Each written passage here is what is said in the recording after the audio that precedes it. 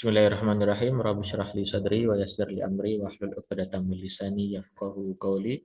Alhamdulillah, pada kesempatan malam hari ini kami akan mempresentasikan review atau summary dari buku yang berjudul The Making of Islamic Science, khususnya dalam bagian Afterward, Is Islamic Science Possible? Atau Islamic Science, Is It Possible?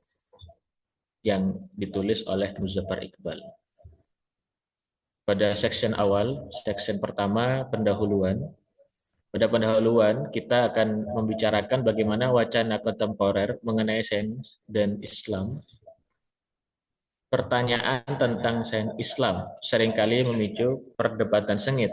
Di sini Muzaffar Iqbal dalam karyanya The Making of Islamic Science, dan khususnya dalam bagian Afterward, Is Islamic Science Possible? Dia secara cermat untuk menelaah kompleksitas di balik istilah ini. Ia menyoroti polarisasi pandangan antara para pendukung yang melihat sains modern dan teknologi yang tercermin di dalam Al-Quran, dan para penentang yang mereduksi tradisi ilmiah Islam selama 800 tahun hanya sebagai gudang penyimpanan sains Yunani yang kemudian diambil alih oleh Eropa.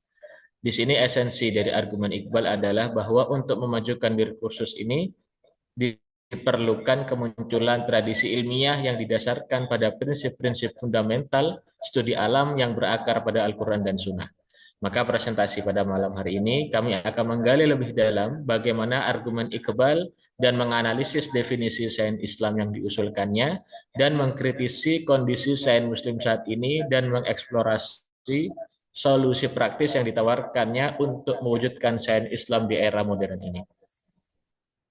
Pada bab kedua, kita akan membahas tentang bagaimana definisi dan prinsip sains Islam, kemudian kondisi sains Muslim kontemporer, solusi praktis dan visi misi masa depan, dan implikasi harapan dari Muzaffar Iqbal.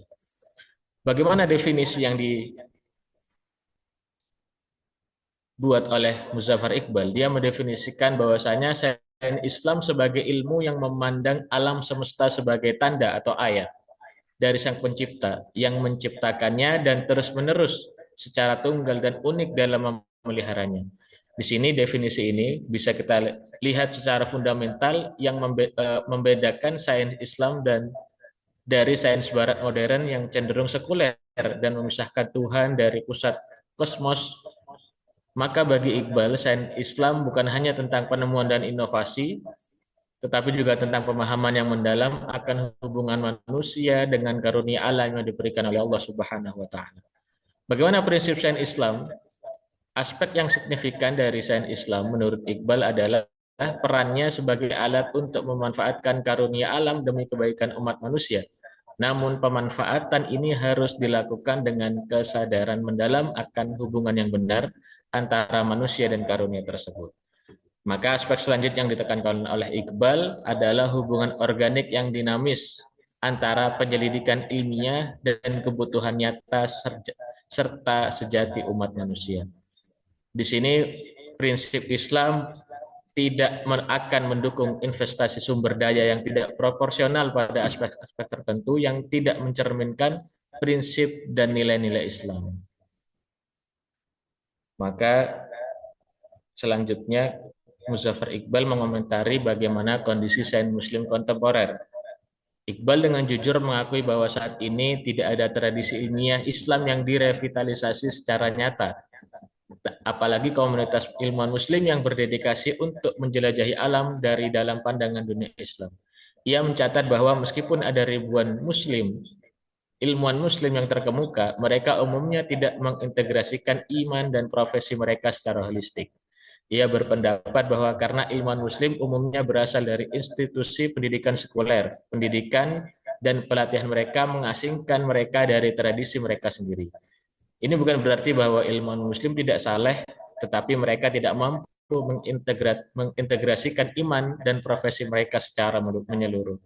Sains mereka tetap berakar pada visi yang berbeda dari Islam. Di sisi lain, ulama yang dididik di madrasah tidak menerima pelatihan ilmiah yang memadai untuk mempraktikkan sains sebagai profesi. Maka kesenjangan ini menciptakan dikotomi yang menghambat perkembangan sains Islam.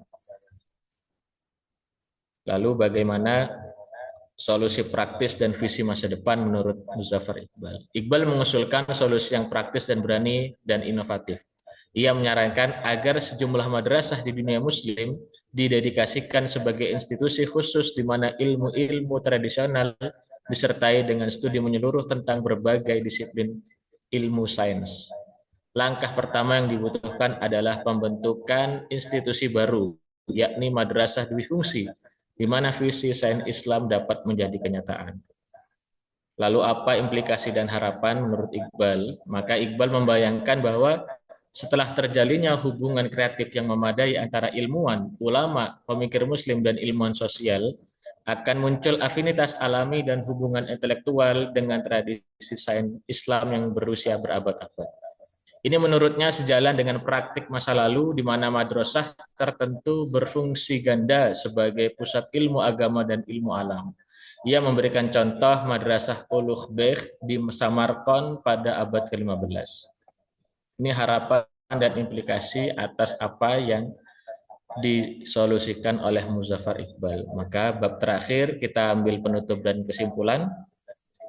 Pada penutup dan kesimpulan kali ini, Muzaffar Iqbal dalam After What is Islamic Science Possible tidak hanya mengajukan pertanyaan retoris, tetapi juga menawarkan analisis mendalam dan solusi praktis untuk mewujudkan sains Islam di era kontemporer. Ia dengan jelas mendefinisikan sains Islam sebagai ilmu yang berakar pada pandangan dunia tauhid, yang memandang alam sebagai tanda Tuhan atau ayat, dan yang bertujuan untuk melayani kebutuhan sejati umat manusia dengan kesadaran etika dan moral yang tinggi. Ia secara jujur mengakui ketiadaan sains Islam yang hidup saat ini dapat mengidentifikasi keterputusan ilmuwan muslim dari tradisi intelektual mereka sebagai hambatan utama.